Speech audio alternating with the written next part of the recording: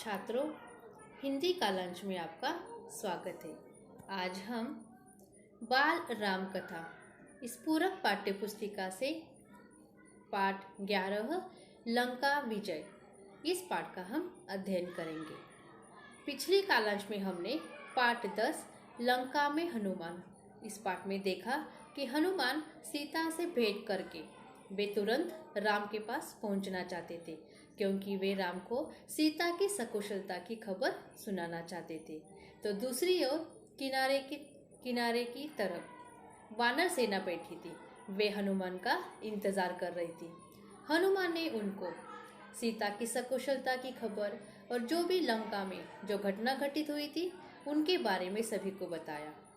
सीता की खबर सुनकर सभी वानर सेना खुश हुए और वे किष्किंधा वापस लौट गए। फिर सभी वानर सेना ने तय किया कि अब लंका पर आक्रमण किया जाए। तो चलिए अब हम पाठ की आगे की जानकारी देख लेते हैं।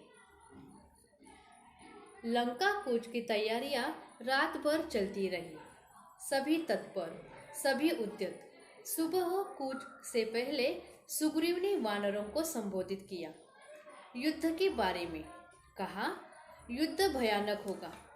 इसमें केवल वही सैनिक जाएंगे जो शारीरिक और मानसिक रूप से स्वस्थ हों। जिस तरह से सभी वानर सेना ने लंका पर आक्रमण की योजना बनाई और लंका कूच की तैयारियां रात भर चलती रही। कूच यानी कि प्रस्थान करना, लंका की तरफ प्रस्थान करना, और इसी की तैयारी रात भर चलती रही। सभी तत्पर थे, तैयार थे। सुग्रीव ने वानरों को संबोधित यानी कि सूचित किया, युद्ध के बारे में बताया और ये कहा कि युद्ध भयानक यानी कि डरावना होगा और इसमें मतलब इस युद्ध में वही सैनिक जाएंगे जो शारीरिक और मानसिक रूप से स्वस्थ है। जो दुर्बल है यही रुक जाए। वानर सेना को युद्ध के नियम बताए गए, रक्षा और आक्रमण के तरीके। सेना किष्किंधा से दहाड़ती गरजती किलकारियां भरती रवाना हुई। सुग्रीव ने वानर सेना को सूचित किया कि जो शारीरिक और मानसिक रूप से जो स्वस्थ है वही सैनिक युद्ध के लिए जाएंगे और जो दुर्बल यानी कि जो कमजोर है वो यही रुक जाएंगे। और वानर सेना को उन्होंने युद्ध के नियम बताए और किस तरह से अपनी रक्षा करना है और आक्रमण करना है, इस तरीके आक्रमण के तरीके भी बताए। वानर सेना किष्किंधा से फिर दहाड़ती गरजती किलकारियां भरती रवाना हुई। राम, लक्ष्मण और सुग्रीव की जय जयकार से आकाश गूंज उठा। लाखों वानर थे, चारों ओर कोलाहल। वे पेड़ों पहाड़ों को रौंदते चले जा रहे थे। इसका नेतृत्व नल कर रहे थे सुग्रीव के सेनापति। जामवंत और हनुमान सबसे पीछे थे। यह सेना की रणनीति का हिस्सा था। जिस तरह से सुग्रीव ने सेना को सूचित किया और फिर वही सेना युद्ध के लिए, आक्रमण के लिए किष्किंधा से दहाड़ती गरजती किलकारियां भरती व रवाना हुई। राम, लक्ष्मण और सुग्रीव की जय जयकार से आकाश गूंज उठा। लाखों वानर थे और इसीलिए चारों ओर कोलाहल यानी कि शोरगुल था। वे पेड़ों पहाड़ों को रौंदते चले जा रहे थे यानी कि वानर सेना, और इसका नेतृत्व नल कर रहे थे जो सुग्रीव के सेनापति थे। जामवंत और हनुमान सबसे पीछे थे और यह सेना की रणनीति यानी कि यह सेना की योजना का ही एक भाग था। दिन रात चलकर सेना ने महेंद्र पर्वत पर डेरा डाला, वही पर्वत जहां से हनुमान ने छलांग लगाई थी। समुद्र निकट ही था। पर्वत पर सेना का ध्वज लगाया गया। तंबू लगे, पताकाएं हवा में लहरा रही थी और दिन रात वानर सेना ने महेंद्र पर्वत पर डेरा डाला यानी कि प्रस्थान किया। वहां पर महेंद्र पर्वत पर वानर सेना ठहर गई दिन रात चलने के बाद। और वही महेंद्र पर्वत जहां से हनुमान ने छलांग लगाई थी समुद्र को पार करने के लिए। समुद्र पास ही था। पर्वत पर सेना का ध्वज यानी कि झंडा लगाया गया। तंबू लगे, पताकाएं हवा में लहरा रही थी। उधर लंका में खलबली मची हुई थी। राक्षसों में बेचैनी थी। उनके मन में डर बैठ गया था राम की शक्ति को लेकर। जिसका दूत लंका में आग लगा सकता है वह स्वयं कितना शक्तिशाली होगा। जिस तरह से वानर सेना पूरी तैयारी के साथ लंका पर आक्रमण करने के लिए तैयार थी और लंका में भी खलबली मच गई थी। राक्षस बेचैन थे, हैरान थे और उनके मन में डर बैठ गया था राम की शक्ति को लेकर। उनको लग रहा था कि जिससे राम का सेवक जो कि हनुमान है यानी कि दूत है वो लंका में आग लगा सकते हैं तो फिर राम कितने शक्तिशाली होंगे। इस तरह से हमने देखा कि लंका में जब हनुमान थे तब उन्होंने राक्षसों को तहस नहस उनको मार दिया था अपनी गदा से। और अशोक वाटिका में भी उन्होंने पेड़ गिराए थे और फिर आते समय भी उन्होंने अपनी जिस तरह से रावण ने उनकी पूंछ जलाई थी और वही पूंछ जलती हुई पूंछ ने भी उन्होंने महलों में आग लगाई थी हनुमान ने। तो इसलिए राक्षसों के मन में हनुमान के प्रति डर था। और लंका में भी चर्चा का विषय यही था, लेकिन रावण इससे अनभिज्ञ था। उसे कौन बता था, किसी में इतना साहस नहीं था। ये चर्चाएं विभीषण ने सुनी। नगर की हताशा उनसे देखी नहीं गई। ऐसी हताश सेना युद्ध नहीं कर सकती। जिस तरह से राम, लक्ष्मण, वानर सेना, सुग्रीव जिस तरह से आक्रमण के लिए लंका में आ रही थी, यह और उनकी शक्ति की यानी कि राम और हनुमान की शक्ति का अंदाजा राक्षसों को पता था। इसलिए यह चर्चा का विषय लंका में हो रहा था। लेकिन रावण इससे अनभिज्ञ था। रावण को इस बात का कोई भी अंदाजा नहीं था और उनको कौन बता था, क्योंकि किसी में भी रावण को यह खबर बताने का साहस नहीं था, हिम्मत नहीं हो पा रही थी। और ये चर्चाएं विभीषण ने सुनी। नगर की हताशा यानी कि निराशा उनसे देखी नहीं गई और ऐसी हताश यानी ऐसी निराश सेना युद्ध नहीं कर सकती। विभीषण जानते थे उसकी पराजय निश्चित है और ऐसी निराश सेना अगर युद्ध करती है तो फिर उनकी पराजय, उनकी हार निश्चित है। इसलिए वे रावण के पास गए, यानी विभीषण रावण के पास गए उसे सही स्थिति बताने, समझाने। राम से युद्ध न किया जाए।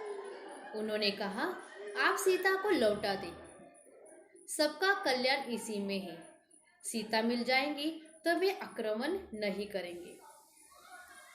वे विभीषण रावण के पास गए उनको समझाने के लिए। वे रावण से कहने लगे कि आप राम से युद्ध न करें। फिर उन्होंने यह भी कहा कि आप सीता को लौटा दें और सभी का इसी में कल्याण है, भला होगा, क्योंकि सीता मिल जाएंगी तो वे आक्रमण नहीं करेंगे, राम युद्ध या हमला नहीं करेंगे। इस तरह से विभीषण रावण को समझाता है कि वे सीता को, राम को लौटा दे और इसी में सबका भला यानी कि सबका कल्याण होगा। रावण ने विभीषण की बात अनसुनी कर दी, उन्हें अपने कक्ष से निकाल दिया। क्रोध में वह स्वयं भी उठकर चल पड़ा सभा कक्ष की ओर। उसे राम के समुद्र तट पर पहुंचने का समाचार मिल चुका था। रावण ने विभीषण की बात अनसुनी कर दी। विभीषण रावण को समझा रहे थे, लेकिन रावण ने उनका कहना नहीं माना और फिर उन्हें ही अपने कक्ष से निकाल दिया।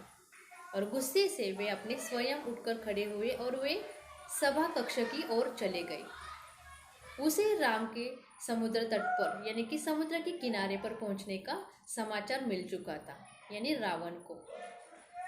सैनिकों ने राम की सेना की पताकाएं दूर से देख ली थी और जो लंका के जो सैनिक थे उन्होंने राम की सेना की पताकाएं यानी कि जो झंडा, ध्वज है, उनको दूर से उन्होंने देख ली थी।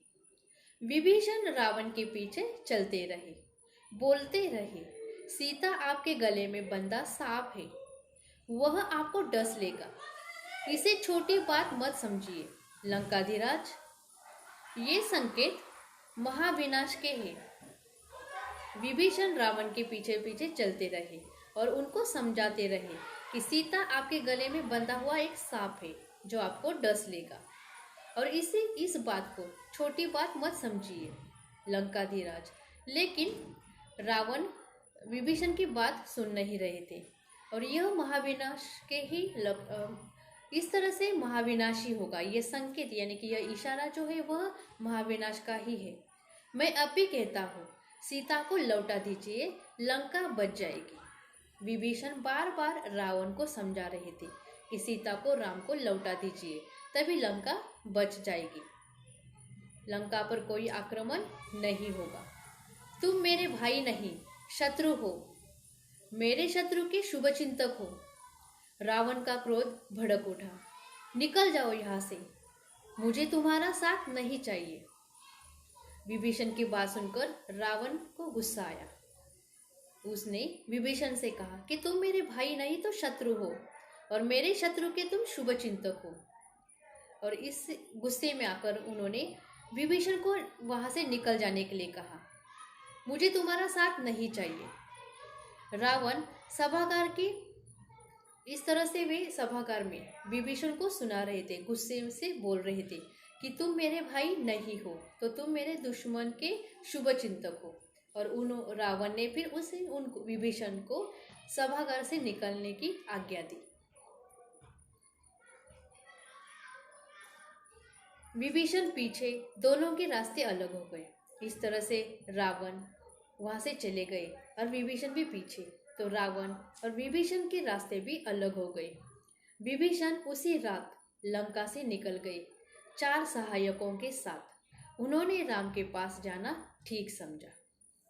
फिर विभीषण जिस तरह से रावण ने उन पर गुस्सा किया और उनको सभागार से निकल जाने के लिए कहा, तो विभीषण भी वहां से निकल गए, चले आए वहां से, और वे फिर 4 सहायकों के साथ लंका से निकल आए।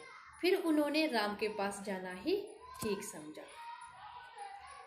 समुद्र पार राम के शिविर में अचानक खलबली मची।